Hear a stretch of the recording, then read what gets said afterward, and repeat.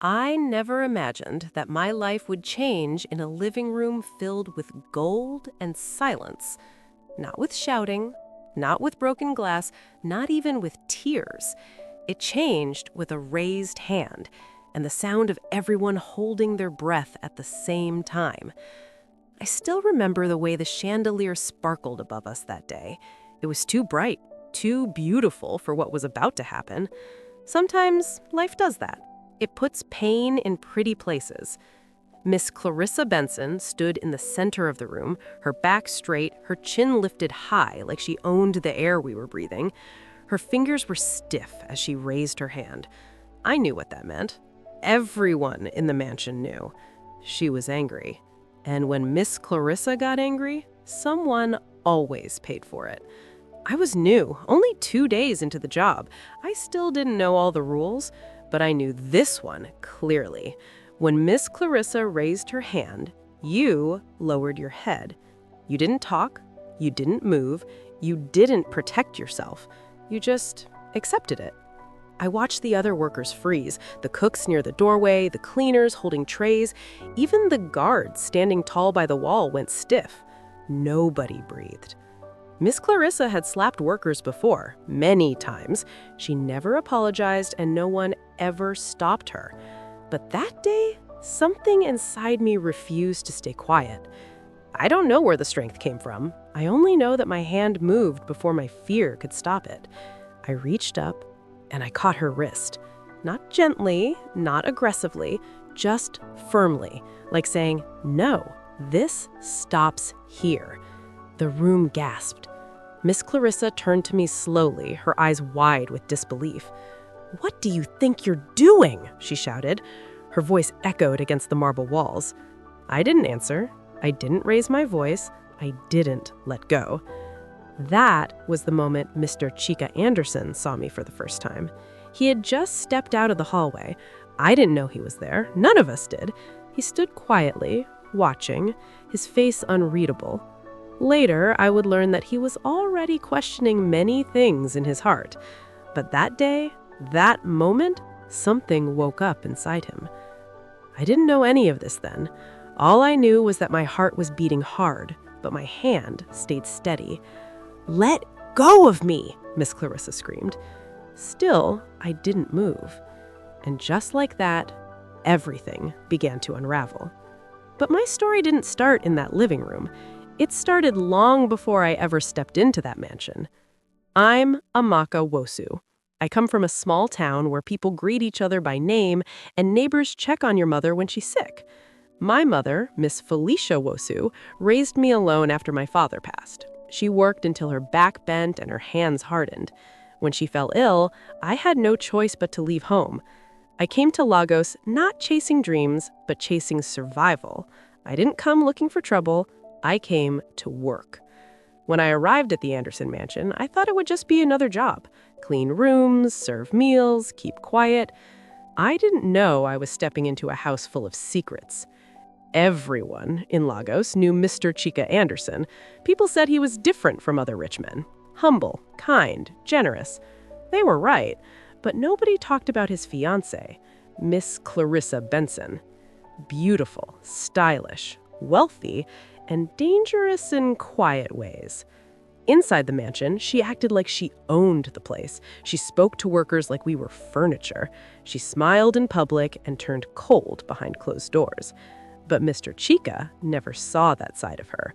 Whenever he was around, she became soft-spoken, sweet, almost gentle. The workers knew better. On my first day, an older cleaner named Miss Loretta pulled me aside. "Keep your head down," she whispered. "If she's angry, don't look at her." Another maid added, "If she slaps you, don't react." I nodded, but inside I remembered my mother's voice. "Respect yourself, Amaka, even when the world doesn't." I worked quietly. I avoided trouble until the third day, the day Miss Clarissa lost her diamond bracelet. She stormed into the living room shouting, accusing everyone. She pushed one maid, hit another on the shoulder. Then she turned to me. "You new girl," she said sharply. "Did you touch my bracelet?" "No, Ma," I replied. That was all it took. Her hand went up, and mine followed. That was the moment that changed everything. And as I stood there holding her wrist, I didn't know that Mr. Chica Anderson was watching. I didn't know someone from Miss Clarissa's past was already on his way. I didn't know that this house was about to face a truth it had buried for years. All I knew was this. For the first time, Miss Clarissa Benson could not slap anyone, and the silence in that room was louder than any scream.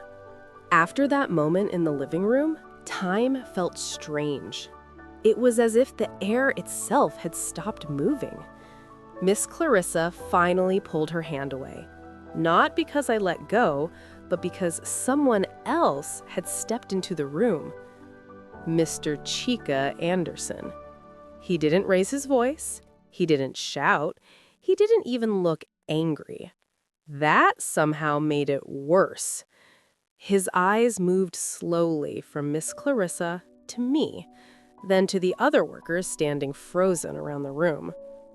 "What is going on here?" he asked.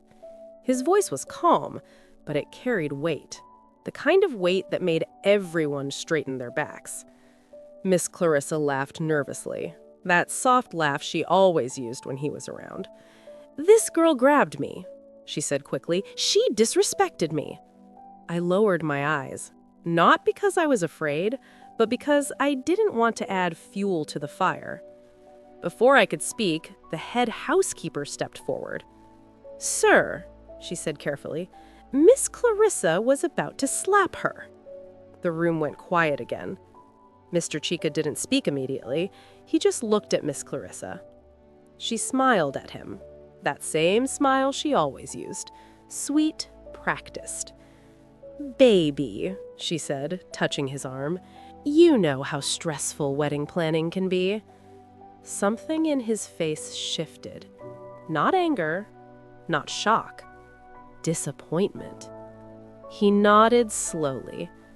"Everyone return to work," he said. "We'll talk later." The workers scattered quickly. I walked back to the laundry room, my hands shaking now that everything was over. Miss Loretta grabbed my arm gently. "You're brave, but be careful." I nodded. That night, I couldn't sleep. The mansion was quiet, but my mind was loud. I kept replaying the moment over and over. Her raised hand, my grip, the look on her face. I wondered if I had made a mistake, but deep inside, I knew I hadn't. Over the next few days, something changed in the house. Miss Clarissa grew quieter around the workers. She still gave sharp looks, but she didn't slap anyone, at least not openly. But her anger didn't disappear. It just hid itself. Mr. Chica started paying more attention. He greeted workers by name, asked questions, watched silently. I noticed him watching Miss Clarissa when she didn't know it, like a man seeing someone for the first time. One afternoon, while I was dusting the hallway, I overheard a conversation. Miss Clarissa was on the phone. Her voice was low, rushed. "I told you to be careful." "No, he's not suspicious yet." "Yes, I'm sure. Just stick to the plan." I froze. Plan? My heart began to race. When she noticed me standing there, she ended the call quickly and stared at me. "How long have you been there?" she asked. "Just now, Ma," I replied calmly. She studied my face, searching for something. Then she smiled. That smile again, but this time it didn't reach her eyes. A few days later, someone unexpected arrived at the mansion. Mama Tisa, the woman everyone respected. She had trained Miss Clarissa years ago, back when Clarissa was still learning how to behave in high society. Mama Tisa was not rich like Clarissa. She didn't wear flashy clothes or heavy jewelry, but when she entered a room, people listened. She greeted the workers kindly, asking about our families, our health. When she saw me, she paused. "You're the new girl," she said. "Yes, Ma," I replied. She looked into my eyes for a long moment. Then she nodded slowly. "You have strong eyes," she said. "Don't let anyone dim them." I didn't know what to say. Later that evening, Mama Tisa asked to speak with Miss Clarissa privately. Their voices carried through the hallway. "You promised me you were changing," Mama Tisa said calmly. "I am," Miss Clarissa replied sharply. "People exaggerate." "You still raise your hand," Mama Tisa said calmly. Silence. Then Miss Clarissa snapped. "They should know their place." That was when Mama Tisa raised her voice slightly. "No one is beneath respect." I pressed my back against the wall, my heart pounding. That was the first time I heard someone challenge Miss Clarissa openly. The next morning, everything exploded.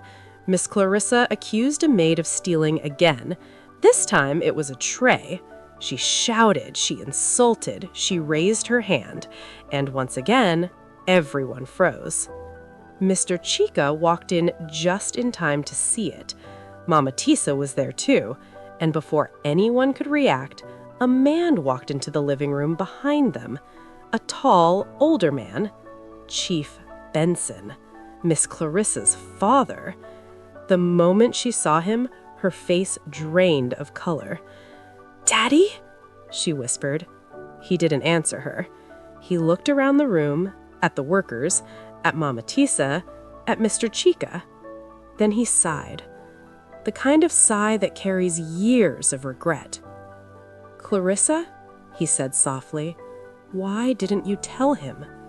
Mr. Chica frowned. "Tell me what?" he asked. Miss Clarissa shook her head violently. "Daddy, please," she begged. But her father's eyes filled with tears. "You promised me you had changed," he said. "But I see now you haven't." The room felt heavy. I didn't understand what was happening yet, but I felt it. Something old was rising, something buried. Mama Tisa crossed her arms tightly. Mr. Chica stepped closer. "Chief Benson," he said calmly, "what is going on?" The older man swallowed hard. "It's about her past," he said. Miss Clarissa screamed, "No, don't tell him!" But the truth had already started pushing its way out, and I felt a cold chill run through me, because I could sense it. Whatever was coming next would change everything. That night, the mansion didn't sleep. Neither did I. I sat on my bed, staring at the wall, thinking about how a house could be so beautiful and still hold so much pain. I thought about my mother back home. I thought about how power changes people. And I wondered what kind of truth was strong enough to make a woman like Miss Clarissa so afraid. That morning, the mansion felt different. The walls were the same, the floors still shined, but something heavy sat in the air, like a storm waiting to break. Miss Clarissa barely spoke. She moved around the house with stiff steps, her phone always in her hand. She kept looking over her shoulder, like someone expecting to be caught. Chief Benson sat in the living room for a long time without saying a word. His shoulders looked heavier than before, as if carrying a weight he had avoided for years. Mr. Chica stayed quiet too. He watched, he listened, and the more he observed, the more his heart pulled away from the woman he once thought he knew. I stayed close to my duties, but I couldn't stop thinking about the fear I had seen in Miss Clarissa's eyes. Fear like guilt. Later that afternoon, Chief Benson finally stood up and cleared his throat. "Chica," he said softly, "we need to talk. Now." Miss Clarissa rushed forward. "Daddy, please," she begged. "Let's talk later, not today." Her voice was shaking, but her father shook his head slowly. "No," he said. "I have been silent for too long." Everyone gathered in the living room again. The workers stood quietly along the walls. No one was sent away this time. Chief Benson looked at his daughter with tired eyes. "Clarissa," he said. "Do you remember the girl from our old house?" Clarissa froze. Her lips trembled. "No, please don't." But her father continued. "She was a maid," he said. "Young, quiet, hardworking." My chest tightened. I felt my hands curl into fists without realizing it. "You accused her of stealing," Chief Benson said, "just like you did today." Miss Clarissa screamed, "Stop it!" But the truth was already loose. "You slapped her," he went on. "You humiliated her in front of everyone." Mr. Chica stepped forward slowly. "What happened to her?" he asked. Chief Benson swallowed hard. "She ran," he said. "She was scared. She fell while trying to escape." Clarissa covered her ears. "No, no, no," she cried. "She hit her head," Chief Benson said quietly, "and she died." The room went silent. I felt my legs weaken. A maid, just like me. Mr. Chica stared at Clarissa like he was seeing her for the first time. "Is this true?" he asked. Clarissa dropped to her knees. "I didn't mean to," she sobbed. "I was young. I didn't know." Her father shook his head. "You didn't mean to kill her, but you meant to hurt her." The words hung in the air. Mama Tisa closed her eyes. Some of the workers covered their mouths. My heart ached in a way I couldn't explain. Then Chief Benson spoke again. "There is more," he said. Clarissa screamed, "No, please!" But he didn't stop. "The girl had a brother, an older brother." Mr. Chica stiffened. "Where is he?" he asked. Chief Benson's voice dropped. "He came to Lagos last week." Fear filled Clarissa's face. "He is looking for her," her father said, "for justice." A loud knock shook the gate. The sound was heavy, angry. The guard ran in, trembling. "Sir," he said to Mr. Chica, "there is a man at the gate. He says he is here for Miss Clarissa." Clarissa collapsed onto the floor. "He found me! He found me!" Mr. Chica closed his eyes slowly. "Let him in," he said. Clarissa screamed, "No, he will hurt me!" But Mr. Chica's voice stayed calm. "He deserves to speak." The gate opened. A tall man stepped inside. His shoulders were strong. His eyes were hard. In his hand, he held a small photograph. Samuel Okoro, the brother of the girl who died. He walked into the living room and stopped. His eyes locked onto Clarissa. "So," he said quietly, "you thought you could hide forever." Clarissa shook violently. "I'm sorry, I didn't mean to kill her." Samuel's jaw tightened. "You didn't mean to kill her, but you destroyed her life, and mine." He spoke slowly. "My sister was gentle. All she wanted was to help our sick mother." My eyes burned with tears. Samuel continued, "She told me how you treated her, how you slapped her, how you humiliated her." Clarissa sobbed. "When she ran that day," Samuel said, his voice cracking, "she never came back." The weight of his pain filled the room. Mr. Chica stepped between them. "Are you here for revenge?" he asked. Samuel shook his head. "No, I am here for truth and justice." Clarissa crawled toward Mr. Chica. "Please, don't let him take me." Mr. Chica looked down at her. "You were not afraid to hurt others.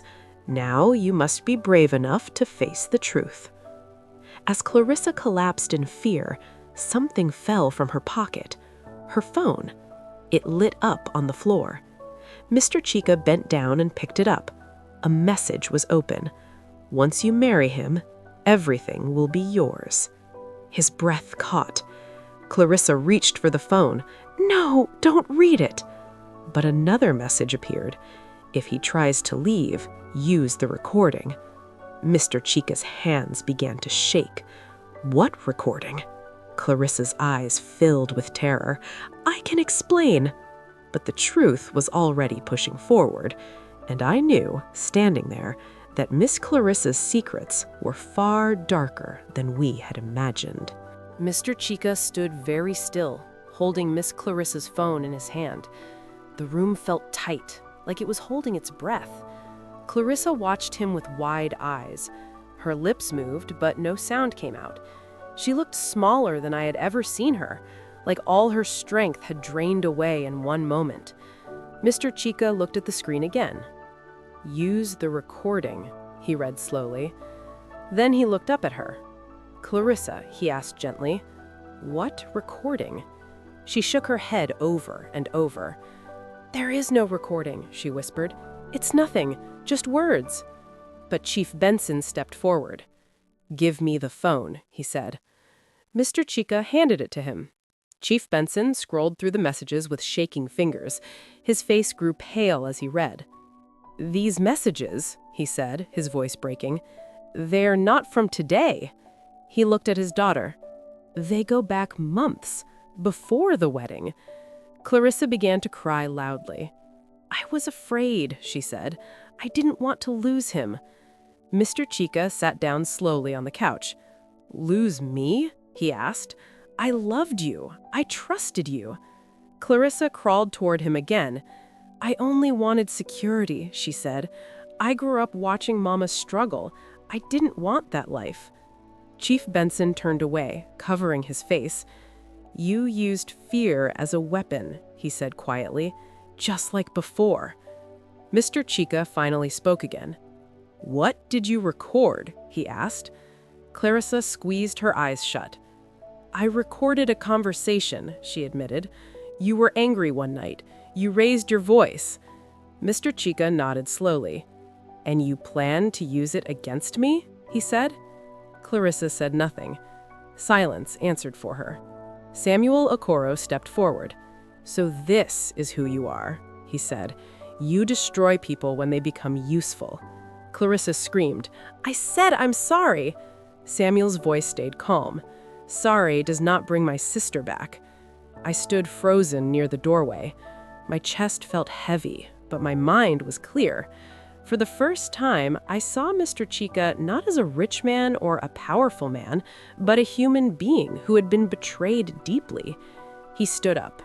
"I will not live in a house built on fear," he said. Clarissa grabbed his leg. "Please don't leave me," she begged. "I have no one." Mr. Chica gently removed her hand. "You had many chances," he said softly. "You chose control instead of love." Chief Benson wiped his tears and straightened his back. "I will not protect you anymore," he said to Clarissa. "You must face the law." Clarissa screamed and clung to the floor. "You can't do this to me," she cried. But Chief Benson walked past her and made a call. Minutes later, 2 officers arrived. They listened quietly as Chief Benson explained everything. Clarissa's cries filled the room as they placed her in handcuffs. She looked at Mr. Chica one last time. "I did love you," she said. He nodded once. "I believe you," he said, "but love without kindness is dangerous." They led her away. The door closed behind them with a soft click. The sound echoed through my heart. Samuel Okoro turned to Chief Benson. "I will cooperate fully," he said. "I only want the truth on record." Chief Benson bowed his head. "I failed, and people suffered." Samuel nodded. That night, the house was quieter than I had ever known. Mr. Chica sat alone in the living room long after everyone had gone to bed. I stood nearby, unsure whether to speak. Finally, he looked at me. "You saw everything," he said. "Yes, sir," I replied. He sighed. "I thought wealth could protect me, but it blinded me." I nodded. He looked at the family photo on the table. "I don't know who I am without the life I built," he admitted. I spoke softly.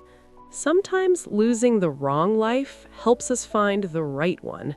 He looked at me with tired eyes. "Thank you," he said. That night, I went to my room and sat on my bed for a long time. I thought about the maid that died, about her brother, about power and silence. And I realized something deep and painful. Truth always waits, and when it finally speaks, no walls are strong enough to stop it. The days that followed felt slow and heavy, like time itself had decided to walk instead of run. The house was no longer loud with footsteps or sharp voices. There were no sudden orders, no tension hanging in the air, just quiet rooms and soft echoes of what used to be. Mr. Chica packed only a few things. He did not rush. He folded his clothes carefully, as if each movement gave him time to think. I watched him from the doorway one morning as he held a framed photo in his hands. It was a picture from his wedding day. He stared at it for a long time, then turned it face down and placed it gently in a drawer.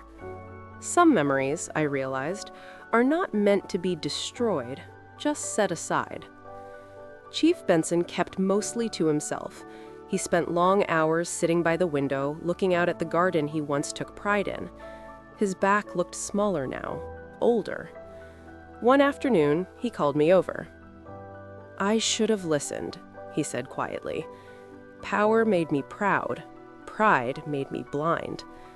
I did not know what to say, so I listened. Sometimes that is all people need. Samuel returned once more before leaving the city. He came not with anger, but with calm purpose. "I will make sure her name is cleared," he said. "She will not be remembered as a thief."